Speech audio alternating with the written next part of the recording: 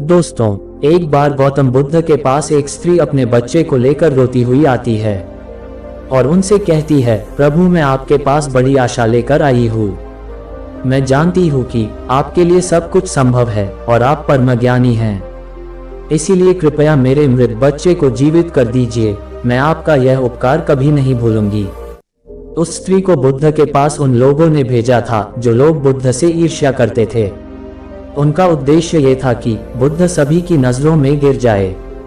उस स्त्री के पुत्र की मृत्यु वास्तव में हुई थी, परंतु वह नहीं जानती थी कि उसका और उसके मृत पुत्र का इस्तेमाल बुद्ध को नीचा दिखाने के लिए किया जा रहा है। उसे तो बस ये बताया गया था कि बुद्ध सच में उसके पुत्र को जीवित कर सकते हैं। वो स्त्री कहती है कि प्रभु आप मेरे पुत्र को जीवित कर देंगे ना। वहां उपस्थित सभी लोग बुद्ध के उत्तर का इंतजार कर रहे होते हैं। बुद्ध कहते हैं, हाँ मैं तुम्हारे पुत्र को जीवित कर सकता हूँ। बुद्ध की ये बात सुन वहां उपस्थित सभी लोग बहुत चौंकते हैं और वह स्त्री बहुत प्रसन्न होती है। फिर बुद्ध कहते हैं कि परंतु तुम्हें एक कार्य करना होगा।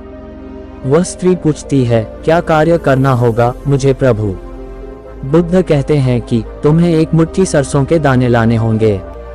वो स्त्री कहती है, मैं अभी लेकर आती हूँ प्रभु। बुद्ध कहते हैं, परंतु ध्यान रहे कि दाने ऐसे घर से लाने हैं जिस घर में कभी किसी की भी मृत्यु ना हुई हो। वह स्त्री उसी क्षण सरसों के दाने लेने के लिए अपने गांव में चली जाती है। वह अपने गांव के हर घर में जाकर पूछती है। उसे सरसों के दाने तो हर घर में मिलते हैं, परंतु उसे ऐसा कोई घर नहीं मिलता जिसमें आज तक कभी किसी की भी मृत्यु ना हुई हो। फिर वह स्त्री समझ जाती है कि मृत्यु जीवन का एक ऐसा सत्य है जिसे कोई नहीं बदल सकता। वह स्त्री बुद्ध के पास जाती है और कहती है, मैं इस बात को कहीं न कहीं जानती तो थी, परंतु स्वीकारना नहीं चाहती थी। आपने बिना कुछ कहे ही मुझे इस सत्य से अवगत करा दिया।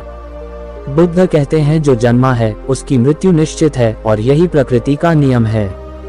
चाहे कोई व्यक्ति कितना ही सुंदर क्यों ना हो, या बूढ़ा हो या जवान हो, लेकिन फिर भी मृत्यु सभी को आनी है।